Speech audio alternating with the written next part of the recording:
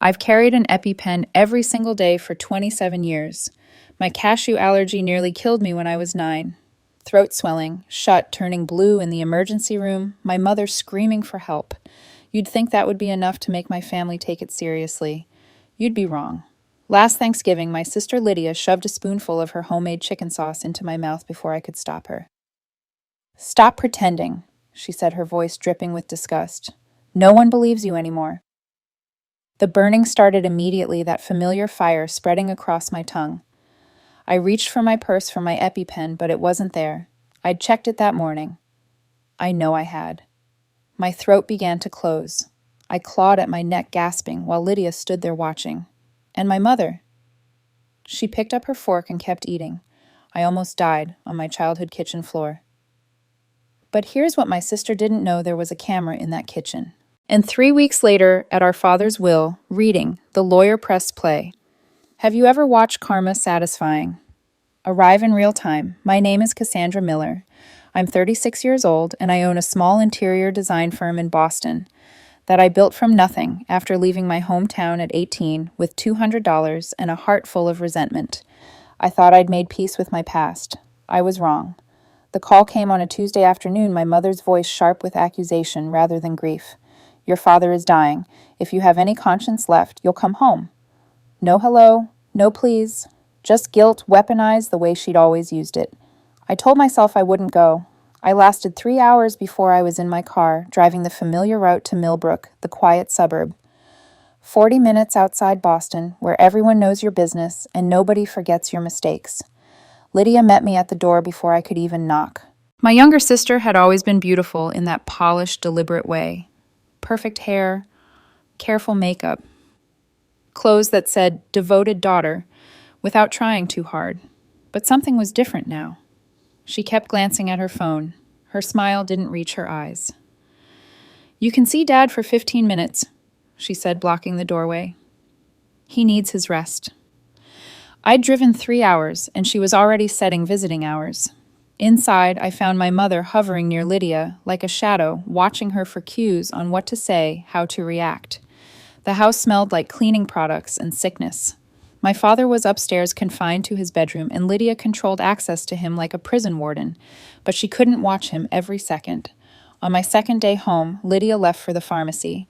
My father called me into his room. His voice weak, but his eyes sharp with urgency. I need your help, Cassie. He hadn't called me that since I was 12. I think Lydia's been taking money from my accounts, signing papers in my name. I can't prove it. She controls everything now. He gripped my hand with surprising strength. There's a spot in the kitchen where she does paperwork at night. Can you set up a camera? Something small. I didn't ask questions. I found a spot behind the cookbooks on the top shelf, angled toward the kitchen table. While positioning it, I noticed an old file folder stuffed between recipe books, Lydia's name on the tab, a faded school letterhead inside.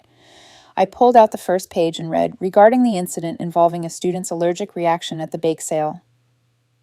Before I could read more, Lydia's voice cut through the room. What are you doing? She snatched the folder from my hands, her face pale. Stop going through my things. That night I heard her whispering to our mother in the hallway. She needs to go back to Boston before Monday. Find a reason. Monday. What was happening Monday, I went to check my EpiPen before bed, a habit so ingrained it was automatic. But when I opened my purse, the pocket where I always kept it was empty. I searched everywhere. Nothing. The next evening, we sat down for dinner as a family. Lydia had made chicken with a creamy sauce, and the moment I leaned close to my plate, something familiar tickled my nose. That slightly sweet, slightly earthy smell I'd learned to fear. Does this have cashews? I asked. Lydia rolled her eyes. God, you're still doing this. Mom and I have been eating it all day. There's nothing in there. I pushed my plate away. And then Lydia moved fast, deliberate, reaching across the table with a loaded spoon. She shoved it into my mouth before I could react, her fingers pressing against my lips. Stop pretending. No one believes you anymore. The burn was immediate. I grabbed for my purse, already knowing what I wouldn't find. I clawed at my throat, trying to breathe through an airway that was closing like a fist. Lydia just stood there watching. And my mother picked up her fork and kept eating. The last thing I saw before the darkness took me was my father's face twisted in horror as he knocked his chair over trying to reach the phone. I woke to the sound of machines beeping and a pain in my throat so raw it felt like I had swallowed fire. The hospital room was bright with fluorescent light, and there was an IV needle taped to the back of my hand. I was alone. No mother sitting vigil by my bed, no sister pretending to care, just me and the steady rhythm of monitors tracking my heartbeat. A nurse came in to check my vitals, and when she saw my eyes open, her face softened with relief. "You gave everyone quite a scare," she said. "You're lucky to be alive. Your neighbor, Mrs. Eleanor, called 911. She said an older man phoned her screaming that his daughter was dying and nobody in the house would call for help." I closed my eyes and let that sink in. My father, weak and dying himself, had to call a neighbor because his own wife and younger daughter wouldn't pick up the phone. They had stood there watching me suffocate on the kitchen floor, and neither of them had lifted a finger to save me. Mother and Lydia finally appeared 3 hours later. They walked into my room like they were visiting a stranger, their faces carefully arranged into expressions of mild concern. No tears, no trembling hands reaching for mine, no desperate questions about whether I was okay. Mother stood near the door with her purse clutched against her chest. "The doctor said it was a mild reaction," she announced, as if she were correcting a misunderstanding. "You've always been dramatic about this allergy, Cassandra, ever since you were a child." Lydia nodded from the foot of my bed, not quite meeting my eyes. "I had no idea there were cashews in that sauce," she said smoothly. "Someone must have put them in when I wasn't looking. Maybe the grocery store mislabeled something." She delivered the lie with such practiced ease that I almost admired her skill. Almost. But I remembered the way her hand had felt pressing that spoon against my lips. I remembered the satisfaction in her voice when she told me to stop pretending. And I remembered my EpiPen, the one I always kept in my purse, mysteriously gone when I needed it most. I said nothing. I just lay there in that hospital bed watching them rewrite history in real time, and I let them believe they had gotten away with it. They released me after 2 days of observation. I went straight back to my parents' house, my throat still tender, my body still weak. But I had one thing on my mind: the camera. I waited until Lydia went to the grocery store and Mother retreated to her bedroom for her afternoon nap. Then I went to the kitchen, climbed onto a step stool, and retrieved the small device I had hidden behind the cookbooks. My hands were trembling as I connected it to my laptop in the privacy of my childhood bedroom. What I found on that memory card was worse than anything I had prepared myself for. The footage was date and time stamped, starting from the evening before the dinner. There was Lydia alone in the kitchen at nearly midnight, feeding raw cashews into the food processor. The camera captured everything with perfect clarity. She ground them into a fine powder, then carefully folded them into the cream sauce, stirring until no trace remained visible. She tasted it, nodded to herself, and covered the pot with a satisfied smile. I kept watching. Earlier that same day, the camera had recorded Lydia going through my purse on the kitchen counter. She rummaged through the contents until she found what she was looking for: my EpiPen. She held it up, examined it for a moment, then slipped it into the pocket of her cardigan and walked away. But the footage went back even further. 3 days before the dinner, Lydia and my mother sat together at the kitchen table, their voices low but clearly audible through the microphone. Mother wrung her hands nervously. "What if she doesn't leave before Monday?" she asked. And Lydia's response came without hesitation, cold and deliberate. "Then I'll make her wish she had." There was more. Hours of footage showing Lydia sitting at that same table late at night, a stack of papers in front of her, carefully forging my father's signature on bank documents and transfer authorizations. She had been stealing from him for months, draining his accounts check by check, and my mother had known about all of it. 5 days after I returned from the hospital, I finally got time alone with my father. His condition had worsened dramatically. The doctors said the stress of watching his daughter nearly die had accelerated his heart failure. He was confined to his bed now, drifting in and out of lucidity, but on that afternoon his eyes were clear and focused. He asked me to close the door. "I need to tell you something," he said, his voice thin but steady. "I've known about Lydia for months. The stealing, the forged signatures, all of it. 4 months ago, I hired a forensic accountant to document everything, and I contacted a lawyer, someone Lydia doesn't know about. His name is Howard Bennett." He paused to catch his breath. 6 weeks ago, I signed a new will. Everything goes to you, Cassandra. The house, the savings, the investments, everything. I stared at him, unable to speak. He reached for my hand with what little strength he had left. I thought she was just greedy. I thought she just wanted money. I never imagined she would try to hurt you. I never thought she was capable of something like that. His voice broke, and I saw tears sliding down his weathered cheeks. Then he asked me to open the drawer of his nightstand. Inside was a scrapbook thick and worn from years of handling. I opened it to find page after page of magazine clippings, articles about interior design, profiles of rising talent in the Boston architecture scene, award announcements and project features. Every single one was about me. He had been collecting them for years, cutting them out carefully, dating each one in his shaky handwriting. "I was too proud to call you," he whispered. "Too ashamed of how I failed you when you were young. But I followed your career, Cassandra. I read every article. I saw the woman you became." He squeezed my hand. "I always saw you, even when I couldn't say it." 3 days later, my father asked me to send the camera footage to Howard Bennett. "He'll know what to do with it," he said. "The new will explains my reasons. But this footage is the proof of what she really is." That night, I sat beside his bed and held his hand while he slept. His breathing grew slower as the hours passed, each breath a little shallower than the last. Just before midnight, it stopped altogether. He went peacefully, his fingers still wrapped around mine, and I like to think he knew I was there. I like to think he finally felt at peace. The funeral was held 3 days later at the church my mother had attended for 40 years.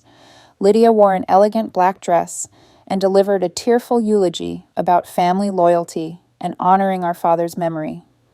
She spoke about the importance of staying together through difficult times, about forgiveness and love, and all the things she had never actually shown him. I sat in the back row and said nothing. I watched my mother dab at her eyes with a handkerchief, and I carried the weight of what I knew like a stone in my chest. 1 week after we buried my father, a letter arrived from Howard Bennett, attorney at law. "You are hereby invited to the official reading of Richard Miller's last will and testament. Monday, October 15th, 10:00 a.m. I looked at the date. The same Monday, Lydia had been so desperate to prevent him from reaching. Dad made it after all, just not the way any of us expected. The morning of October 15th arrived cold and clear, with the kind of crisp autumn air that makes everything feel sharper somehow. I dressed carefully in a simple navy dress, nothing flashy, nothing that would give away what I knew was coming. I arrived at Howard Bennett's office 15 minutes early and sat in the waiting room with my hands folded in my lap, watching the door. Lydia and Mother walked in 5 minutes late, already deep in conversation about the house. "I think we should sell the furniture separately," Lydia was saying as they entered. "The antiques alone could bring in a nice amount. And the house itself, well, the market is good right now." She barely glanced at me as she took a seat across the room. Mother sat beside her, nodding along to whatever Lydia said, just as she always had. They looked so confident, so certain of what was about to happen. They had no idea they were walking into an ambush. Howard Bennett was a silver-haired man in his 60s with calm eyes and a measured voice that revealed nothing. He invited us into his office, gestured for us to sit in the leather chairs arranged in front of his desk, and took a moment to organize some papers before speaking. "Before we begin," he said, looking at each of us in turn, "I want to confirm that you're all here for the reading of Richard Allen Miller's last will and testament." Lydia crossed her legs and smiled. "We know what the will says, Mr. Bennett. Dad showed us the original document years ago. This is really just a formality." Bennett's expression didn't change. "I'm afraid that document was revoked," he said. "Your father signed a new will 6 weeks before his death. It was witnessed by 2 independent parties, accompanied by video documentation confirming his full mental competency, and includes a detailed letter explaining his reasoning." Lydia's smile faltered. "What do you mean, a new will?" Bennett opened a folder on his desk. "The new will leaves the house and 100% of all assets to Cassandra Miller." He paused, letting the words settle into the silence. "Lydia Miller receives nothing. Margaret Miller receives nothing." I watched the color drain from my sister's face like water running out of a sink. Mother's hand flew to her chest. For a long moment, nobody spoke. Bennett turned toward a television mounted on the wall behind his desk. Your father also left video testimony to accompany the will. He wanted to explain his decisions in his own words. He pressed a button on a remote, and suddenly my father appeared on the screen. He was sitting up in his bed, looking tired but alert, his eyes clear and focused. The timestamp in the corner showed a date, 6 weeks before his death. "I am Richard Allen Miller," he said, his voice steady despite his weakness. "I am recording this video to confirm that I am of sound mind and to explain why I have changed my last will and testament." He took a breath before continuing. 4 months ago, I discovered that my daughter Lydia has been systematically stealing from me. Forged signatures on checks, unauthorized transfers from my accounts, documents signed in my name without my knowledge or consent. I hired a forensic accountant to document everything, and the evidence is overwhelming. His voice grew heavier. I also discovered that my wife Margaret was aware of this theft and chose to say nothing. She enabled it. She helped hide it. On screen, my father's eyes glistened with tears. I failed Cassandra her entire life. I chose comfort over truth. I favored the daughter who stayed close over the one who had the courage to build her own life. I made excuses for cruelty and called it keeping the peace. This will is my attempt to finally do right by the child I neglected. Then he turned to look directly into the camera, and I knew he was speaking to Lydia. "I loved you," he said, his voice cracking. "I loved you so much that I refused to see what you really were. I enabled you. I made excuses for every cruel thing you did, every lie you told every person you hurt, and now you've become someone capable of things I can't forgive." Bennett paused the video. "There's more," he said quietly. "After your father received additional evidence 3 days before his death, he added a codicil to the will with specific instructions. He picked up a remote and switched to a different video file. This footage was provided by Cassandra and has been professionally analyzed and authenticated. What appeared on screen made my stomach turn, even though I had already seen it. The footage played in sequence, carefully edited and time-stamped.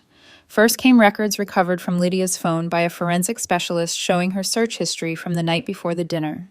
She had searched for phrases like, "Can food allergies be psychological?" and "How to tell if someone is faking an allergy." Then came a receipt from the grocery store, time-stamped at 2 in the afternoon, showing the purchase of raw cashews. Then the kitchen footage. Lydia alone at night, grinding cashews in the food processor. Lydia mixing the powder into the sauce. Lydia going through my purse, finding my EpiPen, slipping it into her pocket. Then Lydia and Mother at the kitchen table, their conversation captured clearly by the microphone. Mother's voice asking what they would do if I didn't leave before Monday. Lydia's response, "Then I'll make her wish she had." And finally, the dinner itself. Lydia forcing the spoon into my mouth. Me clawing at my throat. Mother sitting frozen, doing nothing. Saying nothing, while I collapsed onto the floor. Bennett's voice was grave when he spoke again.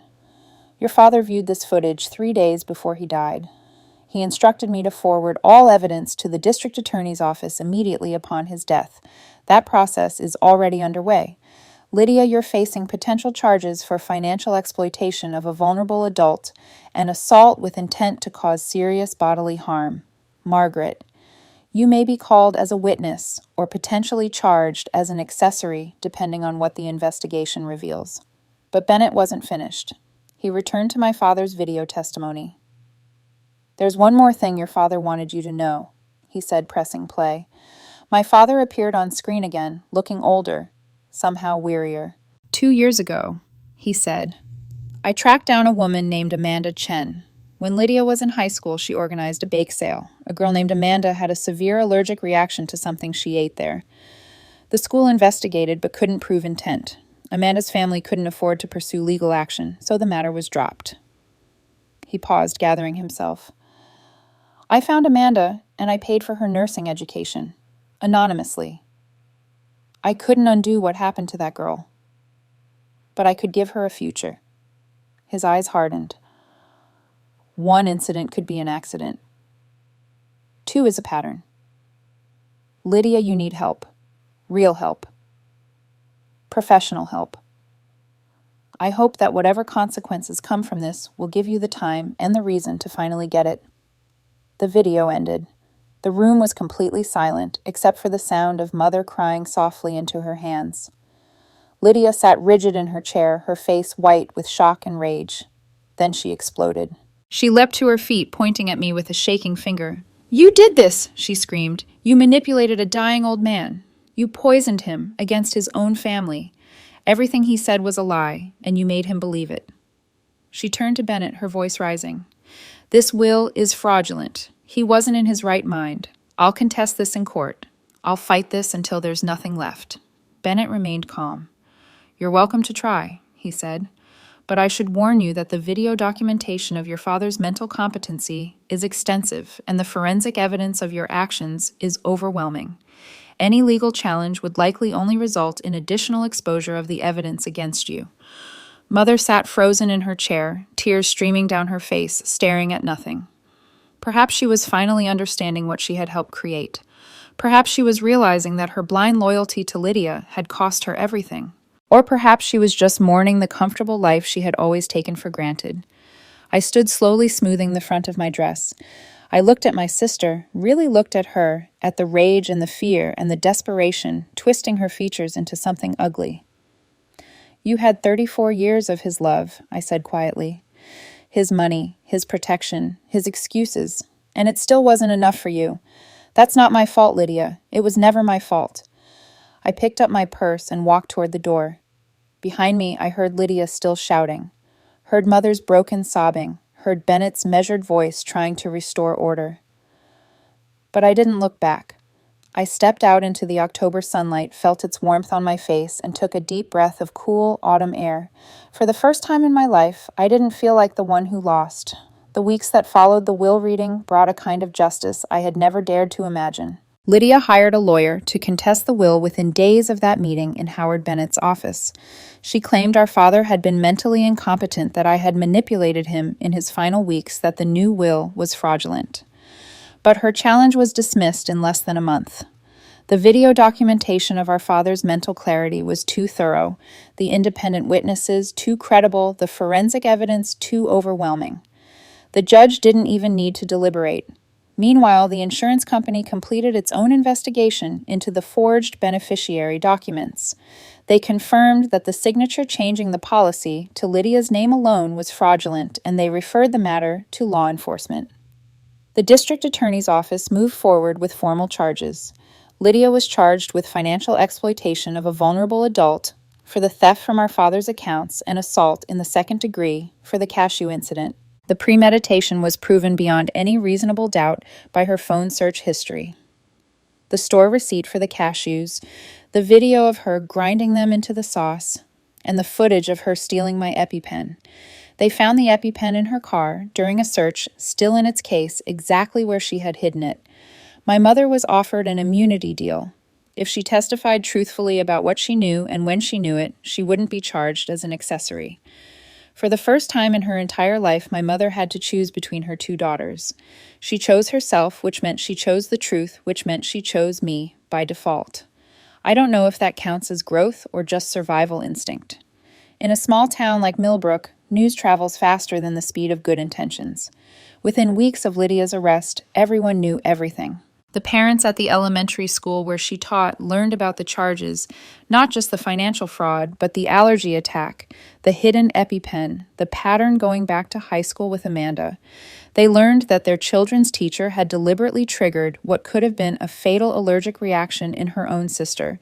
A teacher who would do that to family could not be trusted with other people's children. The school board placed Lydia on immediate administrative leave pending the outcome of her trial. But she didn't wait for the verdict.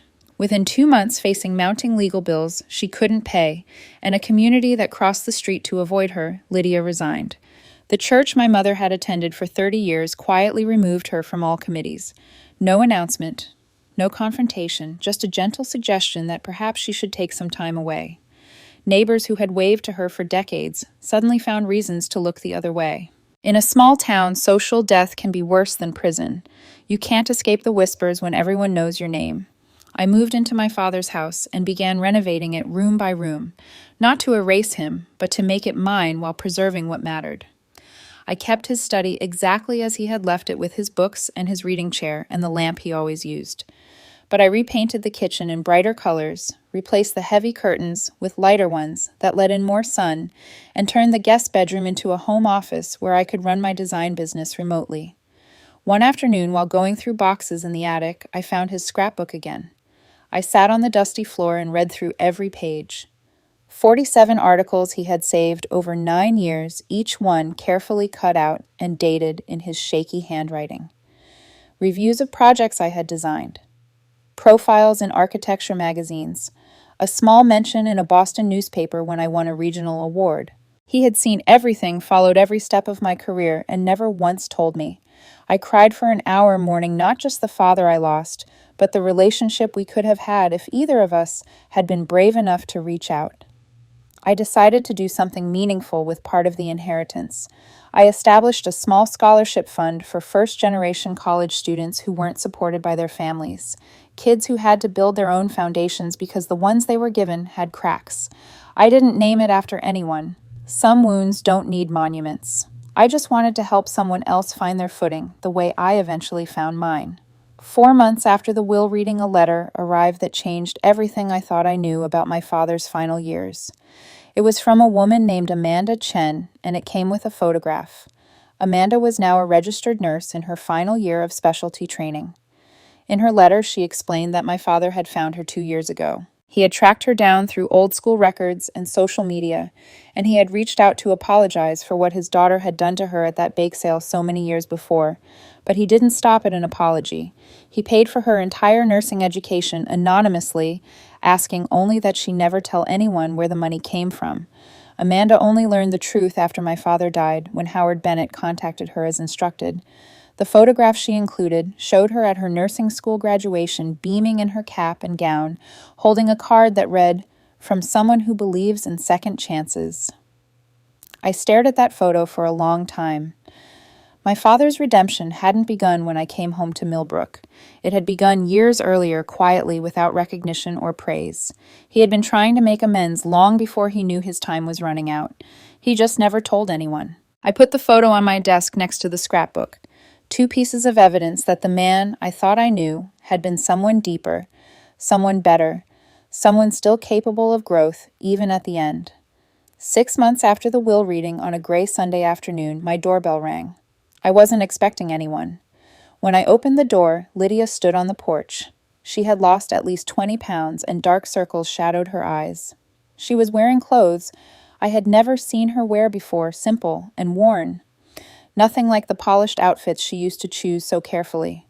She looked humbled in a way I wouldn't have thought possible. In her hand was an envelope, and even from a distance, I recognized our father's handwriting on the front. "Dad wrote me a letter, too," she said, her voice barely above a whisper. "The lawyer just released it. I've read it 100 times. She looked up at me, and for the first time in our lives, I saw something other than competition or contempt in her eyes. "And I need to tell you what it says." I stepped aside and let Lydia into the house. I didn't offer her a seat. I didn't offer her water or coffee or any of the small courtesies you extend to welcome guests. She wasn't a guest. She was something else entirely, something I didn't have a word for anymore. She stood in the middle of the living room, looking around at the changes I had made, the new paint and the lighter curtains and the furniture I had rearranged to make the space feel like mine. Then she held out the envelope with trembling hands. "Howard Bennett was instructed to release this only if I faced legal consequences," she said. "Dad wanted me to read it after everything fell apart. I think he knew it would." I took the envelope and pulled out the letter inside. My father's handwriting filled 2 pages, shaky, but legible, written with the kind of care that told me every word had been chosen deliberately. I read it aloud, not to be cruel, but because I needed to hear it as much as she did. "Dear Lydia," the letter began. "I spent 34 years making excuses for you. When you were cruel to your sister, I called it sibling rivalry. When you lied, I called it creativity. When you hurt people, I called it accidents. I told myself you were just spirited, just competitive, just misunderstood. I created you, Lydia. My cowardice and your mother's blindness made you believe you could do anything without consequences. We taught you that rules were for other people. We taught you that love meant never being held accountable. I'm sorry for that. I'm sorry for the person we helped you become." I paused, watching Lydia's face. as the words hit her one by one. She didn't cry. She just stood there absorbing the blows like someone who had already been beaten down so far there was nowhere left to fall. I continued reading. But you're 34 years old now. You're not a child anymore. Every choice you make belongs to you. The theft was your choice. The lies were your choice. What you did to your sister was your choice. I hope whatever consequences you face teach you what I failed to. I hope you learn that actions have weight, that other people's pain is real, that you can't charm or manipulate your way out of everything. I love you. I will always love you. But I don't like who you've become, and I pray that someday you'll become someone worth liking again. Lydia was silent for a long moment after I finished reading. Then she spoke, her voice flat and hollow. After my divorce, I had nothing. No savings, no assets, nothing. He took everything, and I was too proud to admit I was drowning. She stared at the floor. I came home to take care of Dad, but really I came home because I had nowhere else to go. And then I saw how much money was in his accounts, how much the house was worth, and I told myself I deserved it. I told myself I was the one who stayed, the one who sacrificed, the one who did the hard work of being here while you built your fancy life in Boston. She finally looked up at me. The allergy thing, I convinced myself it wasn't real. I had to believe you were faking, because if I believed it was real, then I almost killed you. And I couldn't live with that. So I told myself you were being dramatic, just like Mom always said. I told myself you were exaggerating for attention. Her voice cracked. I had to believe that, because if I didn't... She couldn't finish the sentence. She didn't need to.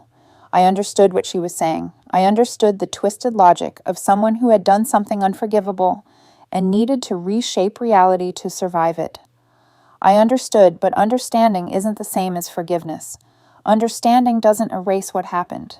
It just explains it. I don't hate you, I said, and I meant it. I spent years hating you, and it only hurt me.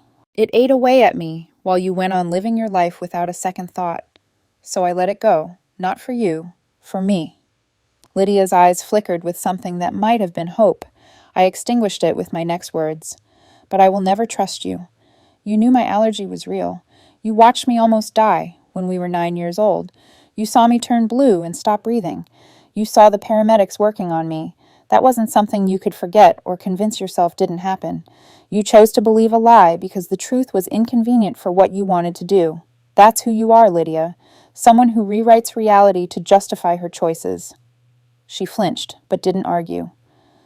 You're facing serious charges, Fons, I continued. If you're convicted, you'll have time to think. Use it. Not for me. I don't need anything from you. Not an apology, not an explanation, not proof that you've changed. Do it for yourself. Become someone worth being. I took a breath. But don't ever contact me expecting that I'll confirm your progress. Don't send me letters from prison looking for validation. Don't show up at my door in 5 years wanting me to tell you you're a good person now. I'm not your mirror anymore. I'm not the person you measure yourself against. Find your own path to becoming human. Leave me out of it. Lydia nodded slowly, accepting what she had lost. She didn't ask for anything more. She didn't beg or plead or make promises she couldn't keep. She just turned and walked toward the door. She paused with her hand on the knob. For what it's worth, she said without turning around. I'm glad Dad saw who you really were before he died. I'm glad someone in this family finally did. Then she was gone. I stood in the silence of the empty house for a long time after the door closed. Then I remembered the other envelope Howard Bennett had given me, the one I had been saving, until everything was truly over. I retrieved it from my desk drawer and sat down in my father's old reading chair. My hands were steady as I opened it. Dear Cassandra, my father's letter began. If you're reading this, then everything has been resolved, and I can finally say what I should have said years ago. He wrote about the day he found my interview in Design Weekly magazine. They asked about your family, May, he wrote. You said you learned to build your own foundation because the one you were given had cracks. I stood in that bookstore and cried.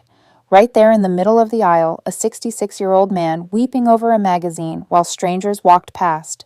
Because you were talking about me, about how I failed you, and you were right. I did fail you.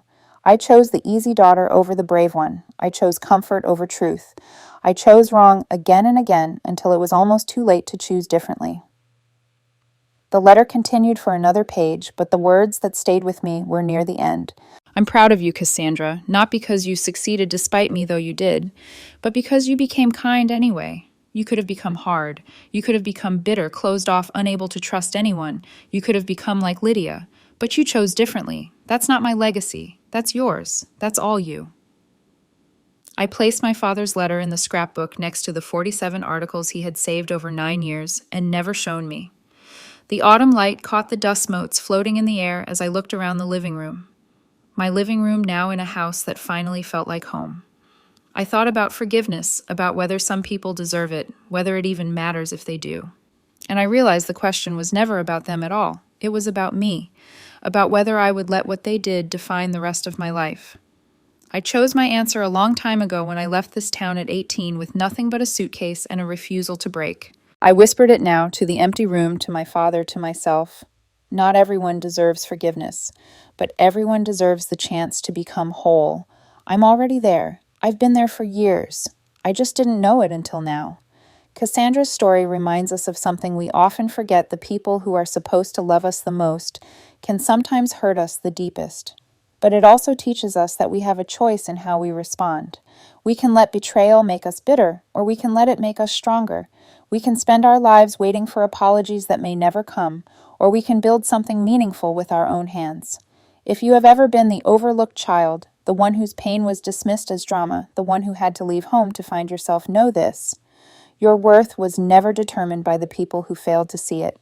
Sometimes the family we are born into teaches us exactly who we do not want to become. And that lesson, painful as it is, can be the foundation for everything good that follows. Setting boundaries is not cruelty. Protecting yourself is not selfishness. And walking away from people who harm you is not weakness. It is the bravest thing you can do.